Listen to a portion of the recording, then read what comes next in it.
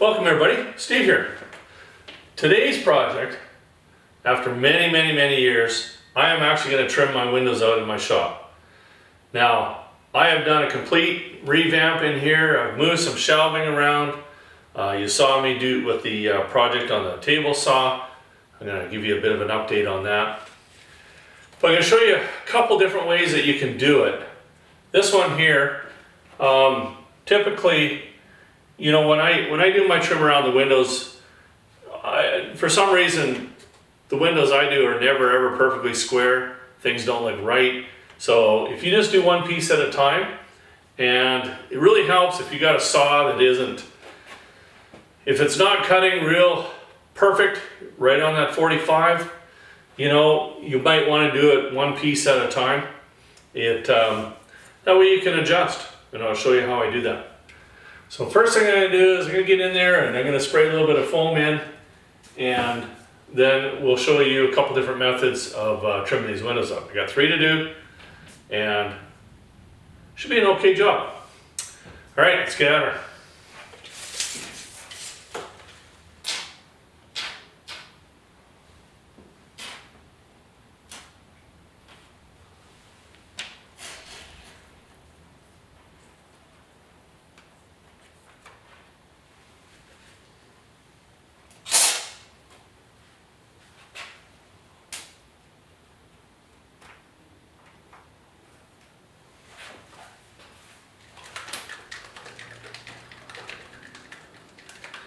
Can's not working very good. You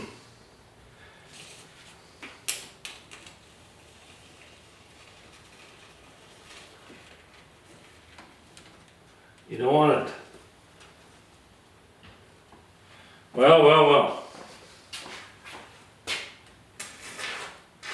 Just works when it wants to.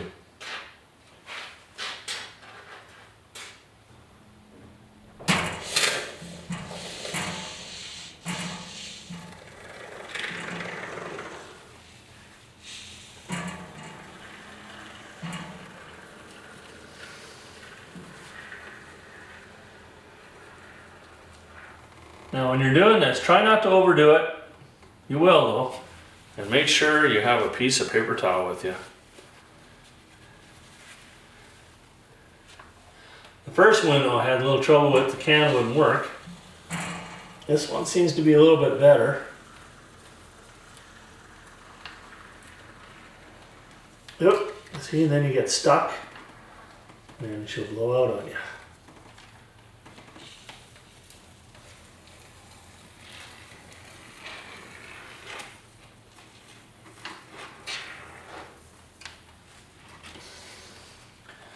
She'll dry up and you can just trim it out.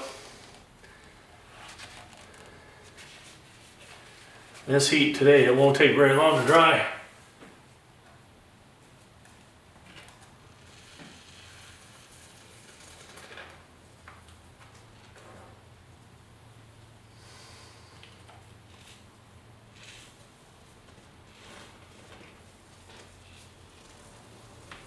Whoa. The windows are pretty tight. There's not much airspace in there.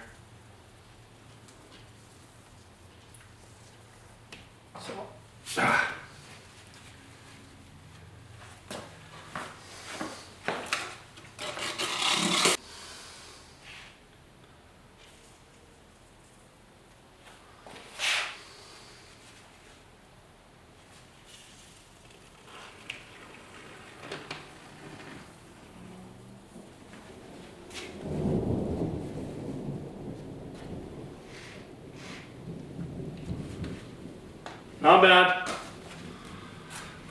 So, it really come out a lot here, but I'm not concerned about that because there's just no airspace. So there's nowhere for the foam to go, so it's just a very shallow cavity. This will dry up, you trim it off, you're good to go. I haven't got any on me yet, it's all good. Now if you're confident that your saw cuts really good at 45. I got my square around here somewhere. Here we are. I made a cut and pretty confident in my 45. It's going to be close enough. Now, what we're going to do is, I'm going to do two different methods of framing this up. I'm building a complete frame, we'll put it up and we'll nail it. A lot of people do that. When you're in a big window, it's hard to do. If you're doing a really nice wood frame, I would suggest doing it that way. That way you can finish it, have it just perfect, go up there, pin it in, and you're good. Now, on the last one, I'm going to show you what I normally do in a house, because most of the time windows are put in and they're not really straight sometimes. You wouldn't think that would ever happen, but it does. Or a door. Doors are put in a lot more crooked than what windows are usually. And so I just do it one piece at a time. So first of all, we're going to build the frames. Now, I have some inside measurements. Basically, I like to have about a 3/16 to a 1/4 inch reveal on my trim. And so my measurements that I need today, 41 1/8, 24 7/16. So what we're going to do is cut each one, but we got to do an inside measurement, right? So not the outside, but we're going to do one cut on the inside and then we'll measure the outside, because it's a lot easier. Then you can just take your square, draw a line, and you're good to go. But getting this measurement from here to here, this is the trick that I do. I'll zoom in, I'll show you what I do. So my table saw is nice and square here. So I can just line this up, this edge to this. Let me get in there a little closer so I can see what I'm doing. Okay, so that's lined up with the edge here. Now I just take my tape, put it on here, go down 41 1/8.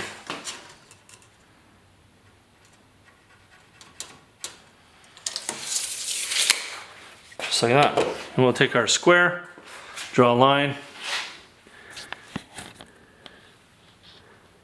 cutter. Basically just building a picture frame. Now on my material, this is some old stuff that I've had laying around, so nice and dry. It's not going to change on me at all. Make sure you're not trimming with wet wood. You're going to run into some big problems. Now this, what I'm going to do is I'm going to try and keep the cup to the outside. So you want to be consistent all the way around with your wood. All right, now we can cut this one.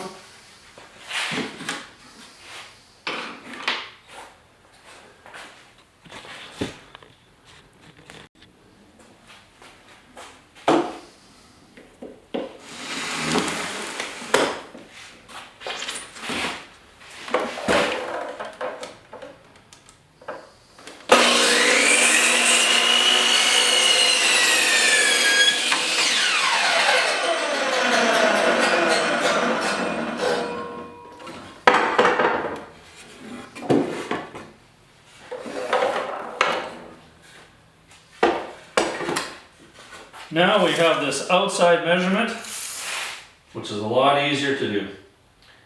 48 1/8. Okay, we can do that. Now it's an 8-foot piece, but I can turn this around and get my 48 1/8 here. Now we'll do a 24 7/16.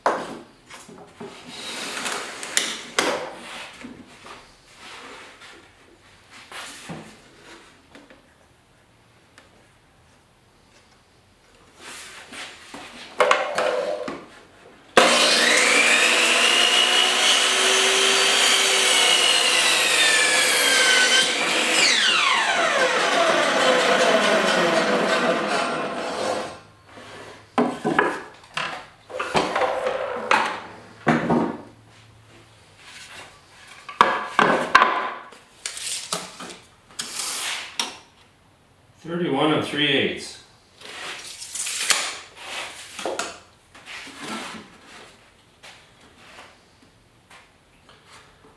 Okay, when you're cutting this wood, the most important part is holding on to this side. If you're really loose on here, your blade can actually suck it in a little bit. So make sure you're holding it tight.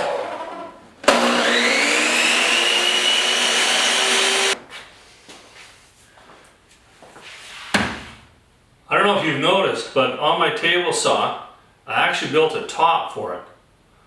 And this is going to be a workbench when I'm not using the table saw. When I'm using the table saw, I just take off the top, and it's simple. And I added this one leg, if you're watching my video, this one back leg here just to help support back here. And added a hanger for my outfeed table that just bolts into here real quick. So I've got her exactly where I want it now, and it rolls wherever I need it to go. So I just roll it back in. This is going to be great. So the nice thing about this is I'm going to be able to use this to glue things up, and for this project it's going to work out perfect. Okay, now what I'm doing here is I'm just putting the two ends together just to kind of make sure that they're the right length. Pair them up. So that pair and that pair will go together. This pair and this pair will go together. Yeah, that's going to be good. Okay. Now, I'm going to go find my clamp. Be right back. Now, I'm fortunate enough to have this band clamp here, and it'll clamp it down into a 90 or into a square or a rectangle, whatever you need. Works pretty good. Let's get it snug. Well, actually, let's loosen that off. And then you can just tighten her up.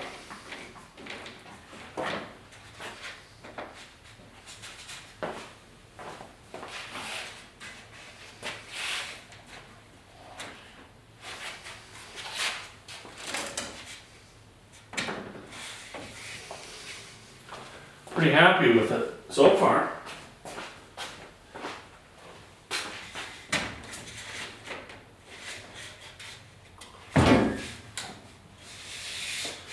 I think that's going to work.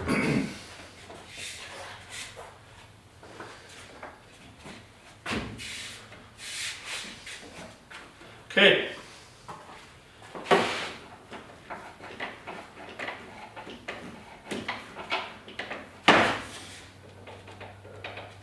I'm just checking to make sure it's going to work first. My corners all look good. See what corner to corner is going to look like here. 47, 6 Yeah, right on the money. Now, what we're going to do with this one here is we're going to pretend that this is some really high-end wood. And basically what you're doing is you're building a picture frame is what you're building. And you want it nice and tight. You know, let's pretend it's huge. So what I'm going to do is actually run a biscuit in here.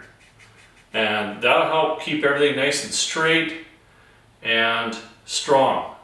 You don't want your joints separating down the road, but using dry wood, and you got to make sure that you glue each joint. But if you do everything right, that frame should be there forever. And it's the same thing, you know, if you're, let's say you're doing a rough lumber picture frame, exactly the same thing. And then you just use your router and run a rabbet in around the back, and she's done. Okay, I'm going to get my biscuit joiner. We'll get this one done and then move on to the next one.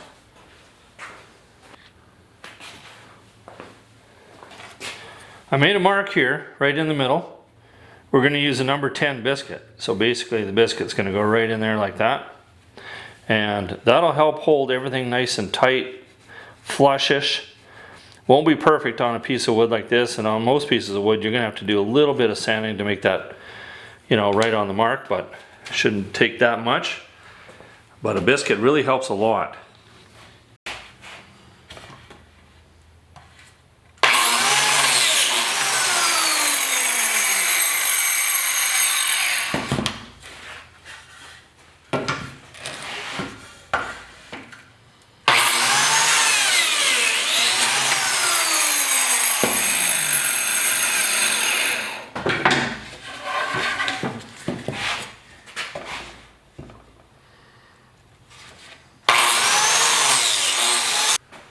Alright, 3 goes of 3. I just want to get a little bit of glue. I'm using, as a standard, I always use the outdoor glue. You know, you're in a garage, even down in the basement, you know, a little extra glue or moisture support that you got is going to help out a lot. So you don't want to have your glue give up on you just because you got a little moisture. Get a little bit in the slot. Don't be pounding it real hard in there, just a little bit, because then it'll kind of hydraulic on you and then you won't be able to get your biscuit in. Does that make any sense, hydraulicing? Somebody will tell me.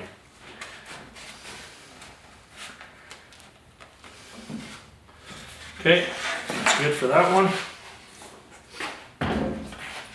Number 4.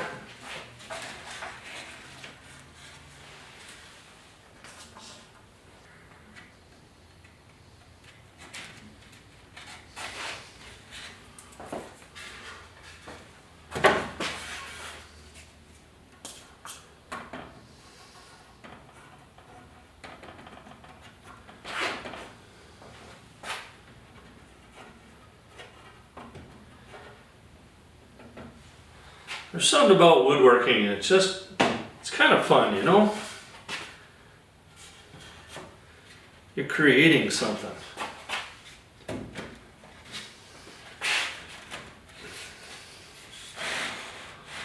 Right, now all I have to do is clamp her up.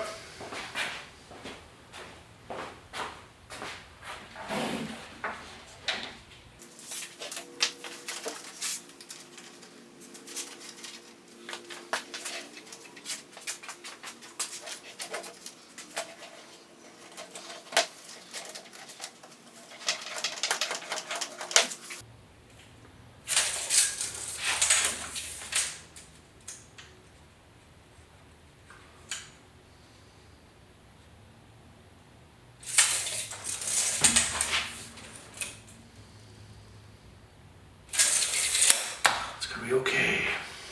Okay. She's all together now. Now, one of the things that people like to do is they like to smear that glue off. Just let her dry, scrape it off, and then sand it. If you smear it, you're going to push it right into the grain, and it's getting a lot harder to get it out. So let's leave that. All right, I'm happy with that. There's a little bit of a gap in here. Not much, but what we'll do is we'll just add a little glue and when we sand that, and that should take care of that. We'll let this set up, then we'll sand our corners, and then all we have to do is just put her up against the window, nail it in. Done. Let this set up, and then we're going to get on to the next one. So I'll give it about a half an hour, and we should be good. This one here I think is set up enough now. We're going to let them set overnight because I want this to be as dry as it can, or as set up as it possibly can be, even though it's really hot in here. So it's been about 45 minutes. I just went in and played a game on my computer. Now, if it's cold in your shop, make sure you give it a little bit more time. See how it's going to lock here. Oh, I may have to move my clock. Darn it. That's all right. We'll figure it out.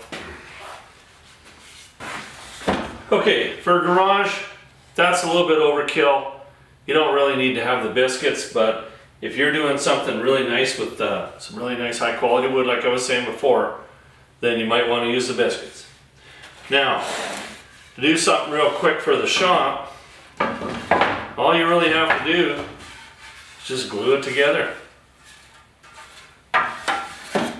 So we'll see how this one's going to look.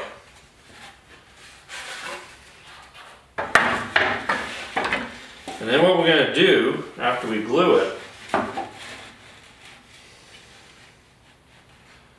is we are going to put a brad nail in on the corners, and that'll give it just that little extra strength.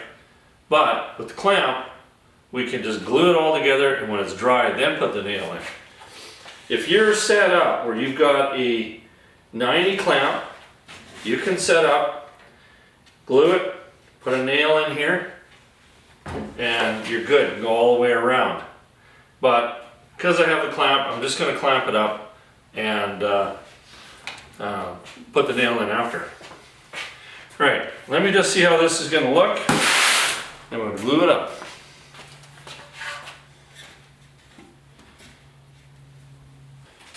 Alright, this one is fitting not too bad.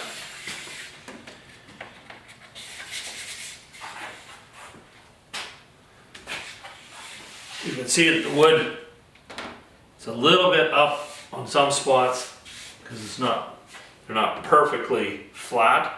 It's not like we ran this stuff through a planer or anything like that, you know. This is a garage. Anyway, I'm gonna get another bottle of glue here so I don't have to fight it. Now we're just gonna glue this one together. Let her set up overnight because it's getting late. You can see that it's getting dark. That's all right.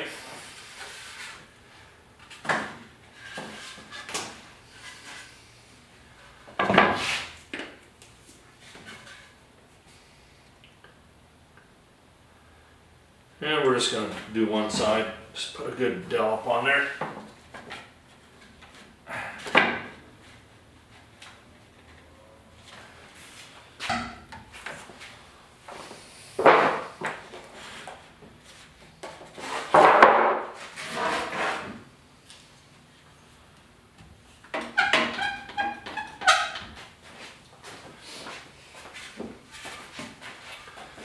Now, you got to be patient when you're doing this.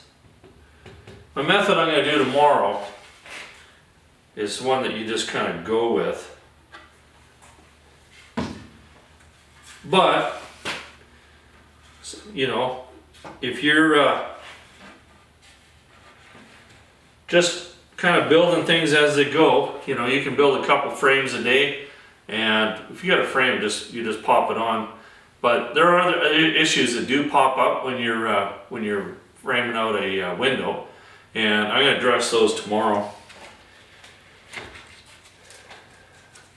It seems like it's never a perfect world when you're doing finishing work. And I don't know about you, but framers don't care, drywallers don't care, because the finishing guy will get it all fixed up. I hate that attitude. If it was built square from the very beginning, man, finishing would be easy. So if you got a finishing carpenter working for you today, you go buy them a coffee, because for the most part they're miracle workers. And you know what I'm talking about.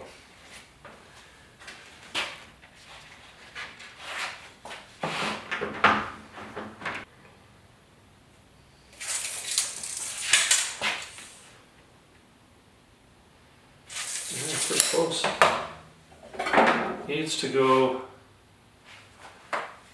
this way.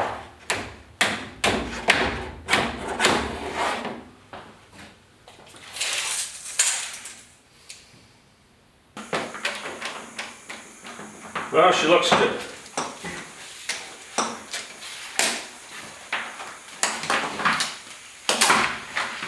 So now I'm just going to put a brad in here. Do you really need to have it? I don't know. You know, today's glues are pretty tough, but if you wanted that added extra little bit of strength, we could put a brad in there, and we're going to. Now, if you're doing this when the glue's wet, for sure a brad would help hold it, and then you wouldn't have to worry about clamping anything. So now the secret is getting the brad to go straight. And what I'm doing is I'm using a 2-inch brad.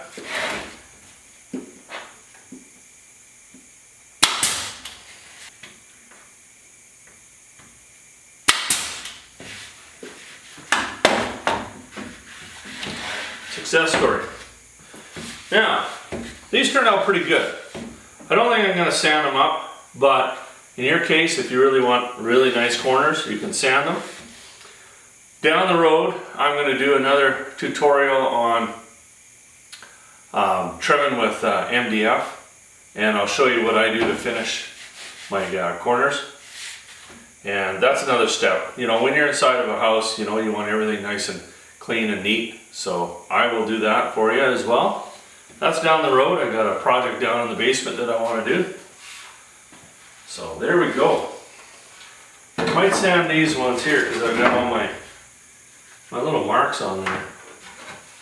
I don't know. We'll see. Okay. The next step. I'm going to show you what I do to trim out a regular window. Like this, I don't usually do unless it's real fancy stuff. But what I'm going to do is I'm going to trim this one out like I do all my stuff.